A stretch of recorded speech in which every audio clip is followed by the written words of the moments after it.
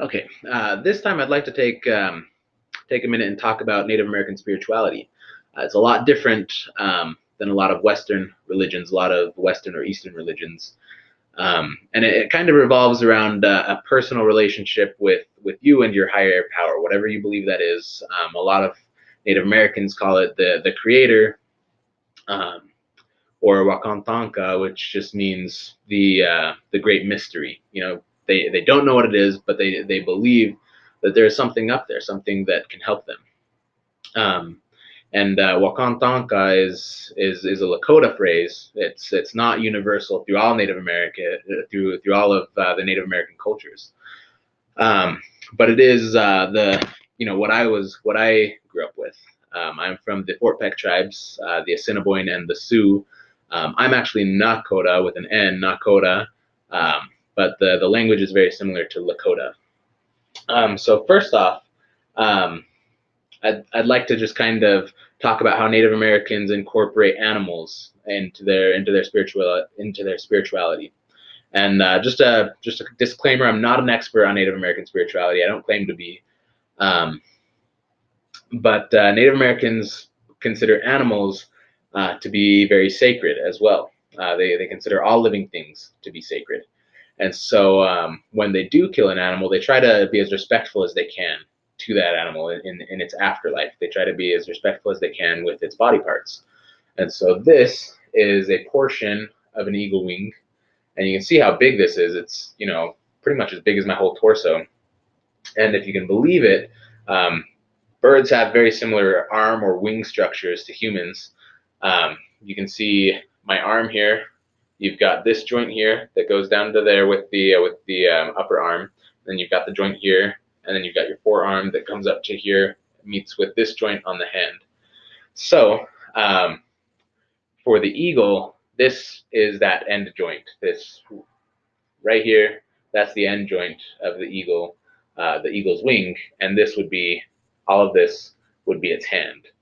So the full eagle wing is much, much bigger. It's about as long as my arm is, maybe a little bit longer.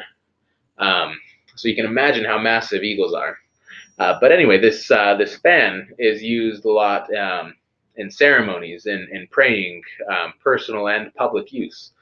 Um, we use incense, types of incense, a lot to pray. As the smoke goes up, we believe that it goes to our Creator, to Wakan Tonka, the Great Mystery. And so these are two types of incense that are used. This here is sage, um, and this is sweetgrass, and they're very often used together, though not always. The sage is used primarily to get rid of any bad spirits, bad magic, bad medicine, what we call it, um, and it drives all of that away. And then the sweetgrass invites all of the good things, all of those good thoughts, good spirits, good medicine. That it's healing, and it helps in those ways. And so what the eagle fan does is it helps carry those prayers to the Creator. As you fan the smoke, it will carry those and be a messenger for you to the Creator. And there are many different kinds of birds that we believe have special medicine and that medicine. When we say medicine, it's not like Western medicine where you take it and it heals you. It's more of a spiritual medicine. It's you might consider it magic. And so I've got two other types of fans here. This here comes from a female loon, and a loon is a water bird, kind of like a duck. The loon is very sacred to my people. It's a part of our creation story. And then this one is actually made from both wings of a male loon. You can tell the difference. The male loons have these speckles on them, and it's a little bit smaller. This is the same amount of wing from each of them, but you can see already that the female wing is much larger.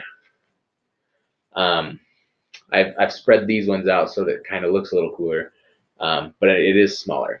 And those wings are used to help us pray. They carry our prayers to the Creator.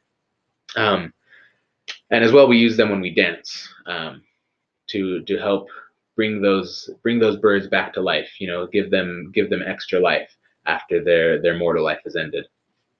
And one last thing that I want to show is this is the peace pipe, the chanumpa, and chanumpa literally just means two woods. Cha means wood. Numpa is the wood number 2. And I don't know if you can tell, but this is actually made of 2 pieces of wood that one has been gouged out right down the center, and then they're glued together. So it's literally 2 pieces of wood. This is made from pipestone calamite. It's a very dense sedimentary rock, and that is what we would traditionally use. This is it's actually a sacred stone for us, and so we use that when we're making these peace pipes.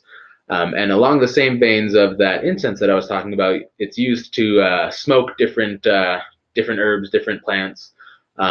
Most often tobacco, but not always. A lot of people would use willow shavings. Some would, they put sage in there, other things, and it's the same thing. As you breathe in the smoke, you're making it your own. You're praying, and as you breathe it out, it carries it up to the heavens. So yeah, that's all I'd like to talk about with Native American spirituality at this moment. But I will talk about other aspects of Native American culture.